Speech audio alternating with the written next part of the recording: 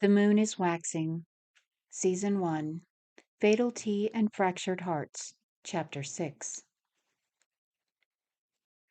Trying not to think about her termination, Luna Shield fidgeted with the lanyard and badge that showed her as a CSI for the local coroner's office.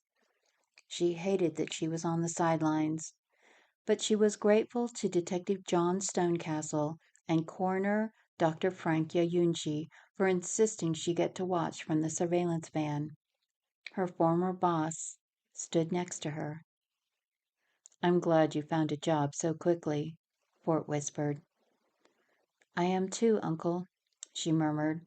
Her eyes stayed fixed on the screens. Detective Stonecastle insisted on being part of the breach team. Ignoring his comment, Luna nodded as she watched John following the military assault team down a dark road toward an abandoned appearing factory. She constantly glanced between the views of multiple body camera feeds as they entered the adjacent warehouse. She found herself watching John's more than the others. Inside the electronics recycling plant was cluttered with several tented areas in plastic sheets and different work zones. Holding her breath, she watched John disarm and subdue one of the criminals before an alarm was raised. "Your humble detective is quite impressive," Chief Fort said in a low voice. "He refused my recruiter." Luna hummed in acknowledgement. "His wife is buried here, and his grandparents live only a block from his marital home."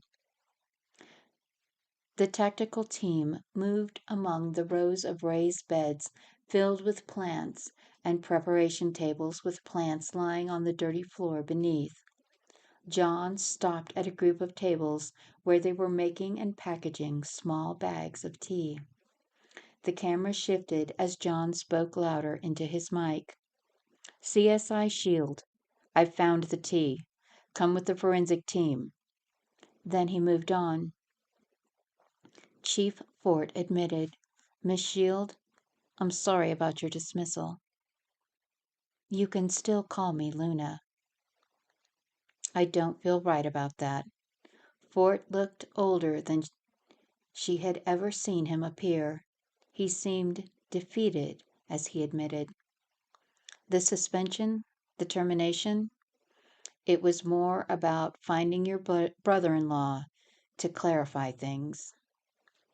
It was about—" On the monitors, they observed the forward team had moved into an area containing shipping containers and trucks. "I know what you mean," Luna interrupted harshly. Her nails dug into her palms.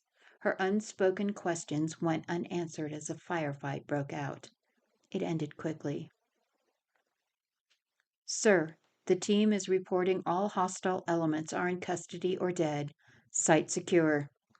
They are calling for medical and the crime scene teams." "Let's go." Fort opened the door and pulled Luna out by her arm.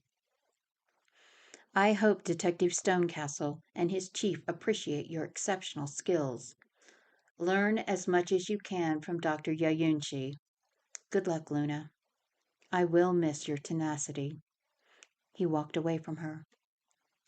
Shaking her head in dismay, she went to get her new forensic kit from the back of John's car. As she returned to the staging area, she saw Fort on the phone with a familiar scowl. Curious, she paused by the back of his armored SUV to eavesdrop. "It's done. She seems okay with the change, and she'll be safe as we proceed." His door closed, cutting off his words, so she stepped behind the next vehicle and waited for his driver to pull away. She didn't have time to wonder who or what Fort was talking about as the CSI team was mustered. Dr. Frank Yayunchi smiled at her. They were escorted to the building. Inside the abandoned electronics recycling plant, everyone wore masks. As she saw in the body camera footage, There were rows of raised beds under hydroponic hoses and grow lights. Looking around, they saw all the windows were painted black to hide the light. "Those fools!" Frank cursed, then muttered. "Growing anything here? No wonder it was all so toxic. This place should be on the government's environmental cleanup list." An officer escorting them casually said, "I don't know what the big deal is if a bunch of drug addicts get sick." The other CSIs stared at him in shocked horror as Luna blurted out, "Are you stupid? We have over 500 victims in 4 prefectures going back 3 years because this group is putting this crap in morning sickness tea for pregnant women." Dr. Yayunchi put his hand on Luna's shoulder before she punched him. "Officer Ban, I see you weren't read into this case. They aren't just selling cannabis to addicts. Once we find the masterminds of this operation, they will be charged with mass murder for committing gender-biased hate crimes because their targeted victims were based on the sex of the child they were carrying. They're domestic terrorists." Officer Ban had the decency to look shocked as he stammered out an apology which Luna didn't listen to. She went straight to the tea preparation area and began her work. Even through her mask, she could smell the poisons in the earth and the air of this place. It smelled like futility and hatred, and it all traced back to a crime syndicate with ties to a few of the wealthiest families in the country and several high-ranking government officials. It would be a prosecutorial nightmare if all the arrests were made before the masterminds fled the country. It had been a long 14 hours of gathering and processing her part of the abandoned factory. After logging in her evidence and turning in her heavily used forensic kit and camera, Luna Shield took a shower in the police station locker room to wash the contamination off. It was more of a twirl, lather, twirl, rinse under the water than a real shower. But Soleil was being released today, and Luna was still towel drying her hair when she ran out of the station in a rush to get to the hospital. She almost wept in exhausted relief when, just as tired, Detective John Stonecastle waved her towards his car. He was holding 2 thermal cups. "Black, double shot with triple sugar." He handed her one and opened the door. "We have to hurry." His voice held the same deep seriousness as it had when he told her about the mail center fire and the stakeout disaster. Gulping the bitter and sweet liquid, she thought she tasted honey as she stated, "Tell me the bad news." "The NSIA has had Todd Shill since 3 days after he disappeared."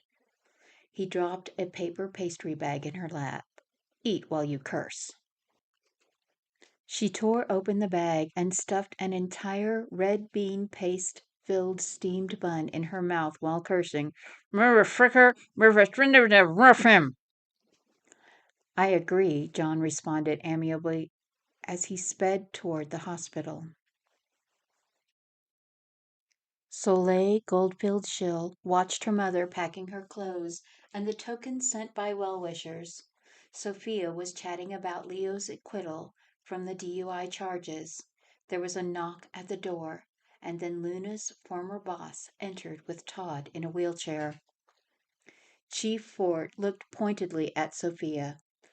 "Mrs. Goldfield, Mr. Shill would like to speak with his wife before he goes into protective custody." Sophia was about to protest when Soleil said, "Mom, go to Kent's office and print out the documents I need." "I promise I'm no threat."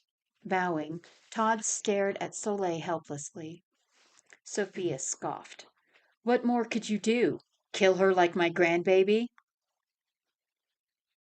I gave her my kidney and part of my liver to save her, Auntie. I never meant any of this. Todd apologized. If you didn't mean it, you wouldn't have done it in the first place. Sophia hissed with a mother's protective rage. Your late affection is worth less than grass. Mom, go! Sophia ordered before her mother began to berate him. Chief Fort, please wait outside. As the door closed, Todd and Soleil stared at each other. Then she asked, Why? I don't know. I was always told I had to have a son first and... No. Why did you give me your kidney and part of your liver after you poisoned me? Soleil interrupted. Todd bowed his head. I was a fool. I killed our daughter and ruined our marriage for my family's pride. I'm so sorry. He pulled out a piece of paper. I don't deserve anything, but I hope someday you'll forgive me and remember our love with fondness. He wheeled himself to the door, then stared at her. I know they say exes should be like the dead, but I love you more than my own life. After I finish the investigation, I would like to visit Noelle and... No, I don't want to see you again after the divorce, Soleil said, looking through the papers he had handed her. Using the pen she used to sign her discharge paperwork, she signed her name without hesitation.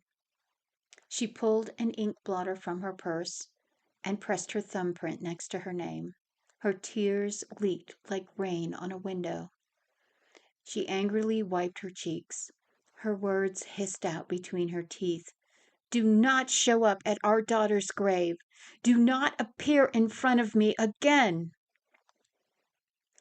Todd couldn't bear it when she cried, but he had caused her more tears than there were stars in the sky.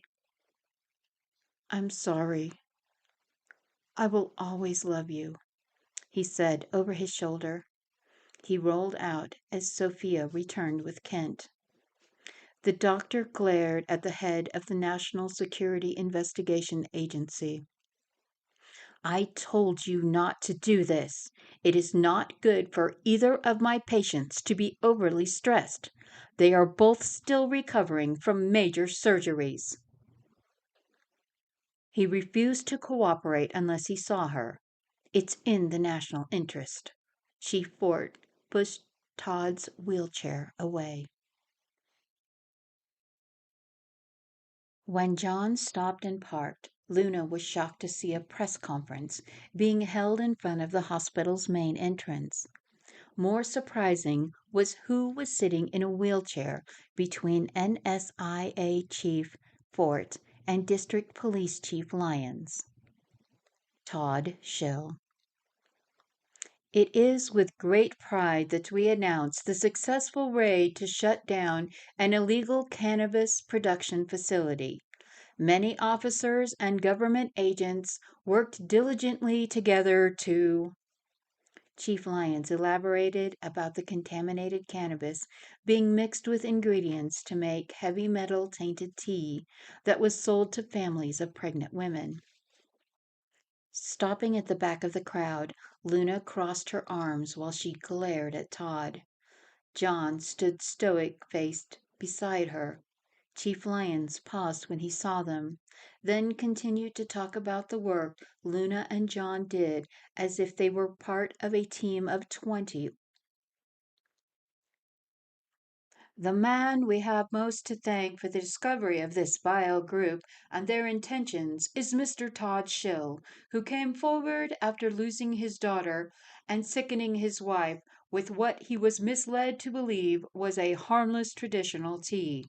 These criminals took advantage of our society's trust in legitimate traditional medicine practitioners. We will not let them go unpunished for the deaths they have caused. The host of the conference, the head of the hospital, spoke about how his staff had been researching the poisonings but did not know the source until Mr. Shill came forward after his wife's near death. Chief Lyons then announced, "Mr. Shill would like to make a statement." Todd bowed his head to Luna before moving his chair forward to the microphone stand. He stood painfully, grimacing as he steadied himself. He adjusted the microphone and started his public confession. "My name is Todd Shill. I killed my daughter and harmed my wife. She almost died too.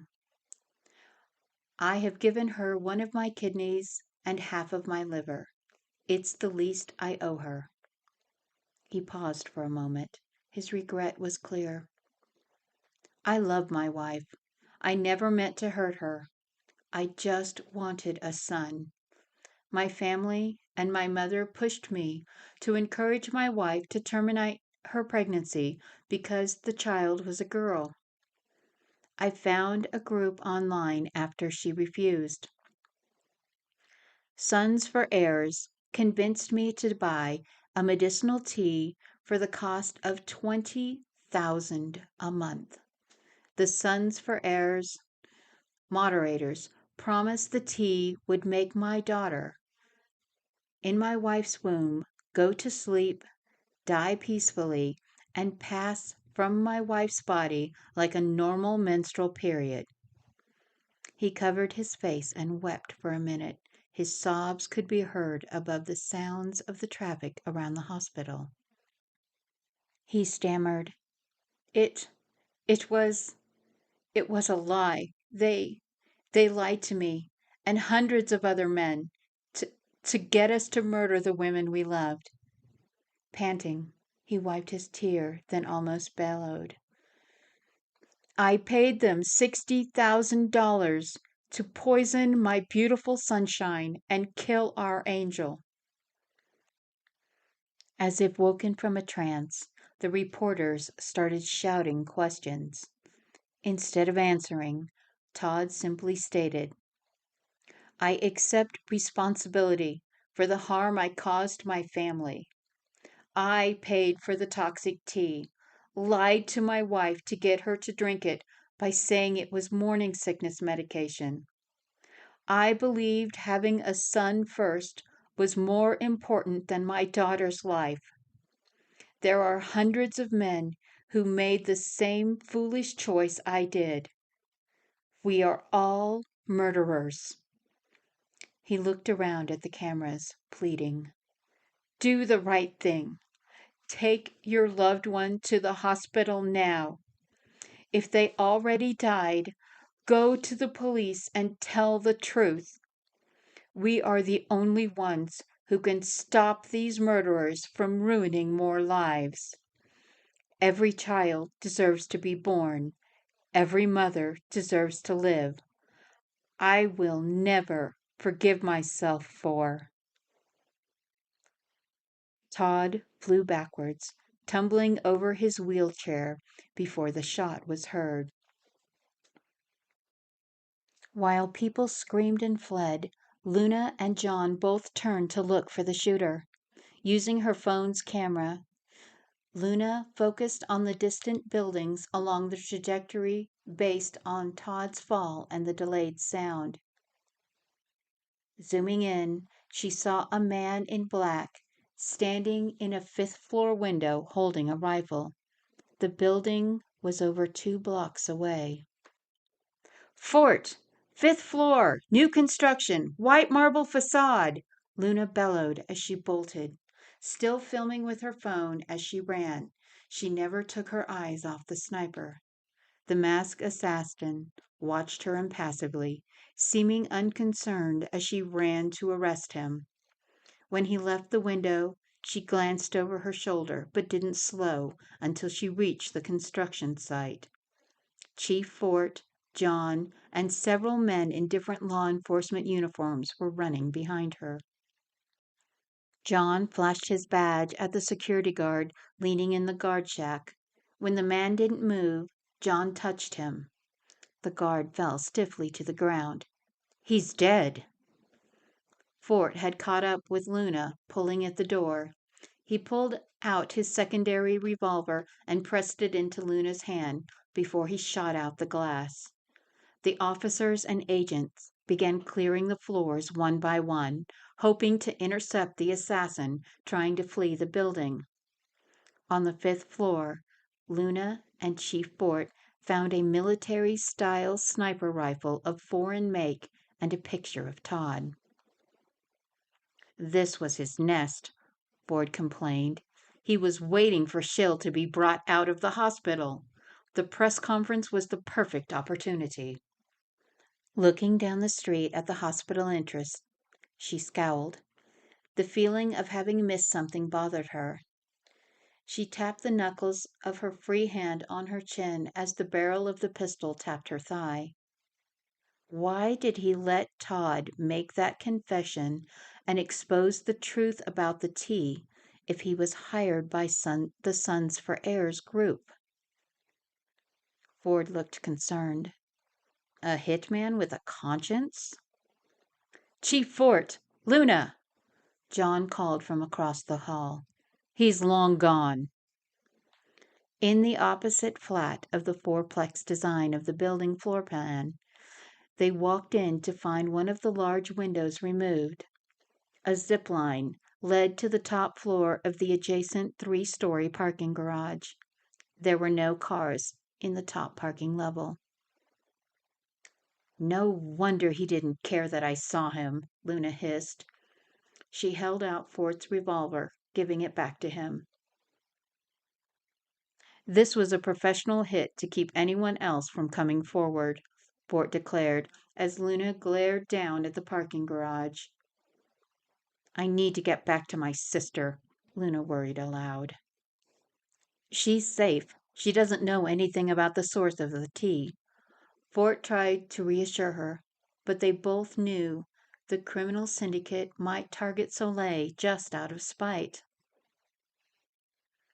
At least we got the word out about the tea and how dangerous it is, John reminded as he rubbed his forehead. If we put out enough PSAs with the truth about the Sons For Heirs and the number of victims, the syndicate and the government officers will distance themselves to avoid the bad press. Those rich second generations we arrested for funding the grow house and running the website won't be able to leverage their connections to stay out of jail. The Goldfield group can make certain it stays on the top of the hot search, Luna promised. I'll ask Uncle Dan and Aunt Sophia to do it. I'm going back to Soleil's room. She might be angry with Todd, but she still loves him. She stormed out, taking the stairs. John signaled an officer in the stairwell to follow her. The lean officer trailed behind her all the way to the hospital. When she gave him a glare, he shrugged. She was wondering if he was a runner, noting his lean but muscular build. Sorry, Agent Shield. Orders are orders, he stated, then asked as she stopped at the press conference crime scene. Aren't you glad he's dead? He almost killed your sister. The officer's question seemed strange to her, but she was distracted, worrying about Soleil's reaction. Luna studied the overturned wheelchair and red-stained concrete as she shook her head. I hated him, but I wanted him to live for 100 years with his guilt and regret. Drying before the trial? She left off saying that he escaped the pain she felt he deserved. She walked into the hospital alone. The officer watched her go with a complex expression, then walked in the opposite direction of the crime scene and got into a dark SUV before driving away. When Luna arrived at the top of the stairs, Kent was pushing Soleil in a wheelchair toward the elevator. Her mother, Sophia, Aunt Lynn, and Cousin Leo on crutches followed. We're going with her to see Todd, Leo murmured into Luna's ear. Gritting her teeth, Luna got in the elevator with them. Soleil squeezed her hand as the door closed. In the basement, They waited outside the morgue. Todd was lying on a table. Only his face and left hand were uncovered by the white sheet. Soleil sat by the body. Her hand lifted and fell more than once, as if she couldn't decide whether or not to touch him. Finally, she reached out with trembling fingers and pulled off Todd's wedding ring. I don't know if you're in heaven or hell, but I don't want to see you again if there is a next life. Tears leaked from her eyes like raindrops falling from pear blossoms. She had heard her mother come in, and Sophia spoke quietly. How do you want to handle the funeral? Let his mother do it. We're divorced, and he murdered our daughter. I do not want him buried near Noel. Soleil stared at the ring in her hand, then pulled off her wedding set and held them out. Melt these down and give the gold to his mother. I won't keep such cursed things. Tell the lawyer to file the divorce papers we signed. I won't stay married to him, even if he is already dead. Her grief turned her voice cold. We understand, sweetie. Sophia pushed her out, and Lynn followed, leaving Luna and Leo together outside the morgue. Luna went into the room and pulled the sheet to uncover Todd's chest and abdomen. It was a perfect heart shot from half a kilometer away. Luna knew Todd was dead before he hit the ground. Then she noticed the other incisions on his body. Leaning on his crutches beside her, Leo looked away from the ghastly hole. How? Who? Leo couldn't think of any way to phrase what he wanted to ask. I don't know, and someone very powerful. The rifle used cost as much as your car, and the assassin left it behind. She stared at the places where he'd been cut open 3 weeks earlier to give her sister the life-saving organ transplants she needed to survive. But Luna found she couldn't regret his death. Flipping the sheet, she covered him again. Come on. I don't want to be here when Mrs. Shill arrives. 1 month later. Luna came home to the Goldfield Manor after a long day at work. The butler told her that her stepsister was sitting in the solarium, staring out at the falling snow. Soleil's surgery scars had healed. The treatments to remove the heavy metals from the toxic tea would take a year, but Soleil would always have trace amounts detectable in her bones and tissue, and an increased risk of dementia the older she grew to be. With a pleasant smile, Luna called out, Sissy, I'm home. Soleil was deep in thought when she heard her stepsisters calling out to her. She smiled across the solarium, putting away the thoughts she dwelled on often. When they were in college, the entire financial studies department underwent genotype testing. The child of a favorite professor developed leukemia, and to save her, the students hoped to find a donor.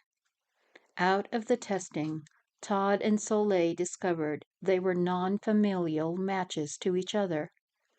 She had claimed that it proved they were meant to be together then, but now she struggled to reconcile the memories of how she had pursued and loved him versus how he poisoned her and yet ultimately saved her life. Unrelated, yet perfectly matched. School uniforms to wedding clothes. He was now buried, and she was being kept alive by his organs. Her heart felt fractured into tiny shards that kept cutting her soul. What are you doing out here? It's freezing, Luna scolded, knowing the temperature was just on the cool side. You'll get a fever. I needed a break from folding stars for Noel. Any news on the cases? Soleil asked.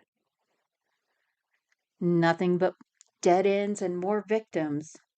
Everyone we can put in jail has been arrested, and the men who purchased the teas are getting the same plea deal because the DAs in 3 provinces say they've suffered enough, Luna revealed almost angrily. The count is almost 1,000 now. At least everyone knows how about the toxic tea. Todd's confession and the information about it are still in the top 1,000. Yes, you were so lucky. Luna hugged Soleil. I'm glad you lived, sister. I'm glad you knew what was wrong so Kent could save me. Holding Luna tightly, Soleil praised her. They sat and watched the sunset fade and the waxing crescent moon sinking lower. I'm glad you got fired for punching my ex. Soleil put her head on her taller stepsister's shoulder. No regrets. I love being home, and my new job is great. I'm learning so much, Luna admitted, then complained. But the commute is killing me. Let's get a flat together like we had in college. There's one downtown. It's 5 minutes from both our jobs, and in the same building as Kent. Soleil's eyes curved into crescents as she grinned with mischief in her voice. It will be fun. Another adventure in the wild, wide world. Giggling, Luna looked at the waxing crescent moon as it vanished below the horizon. Fine, you and me, sisters forever. Sisters forever, Soleil agreed. The end. The Moon is Waxing, Season 1, Fatal Tea and Fractured Hearts. Thank you for listening. If you enjoyed this,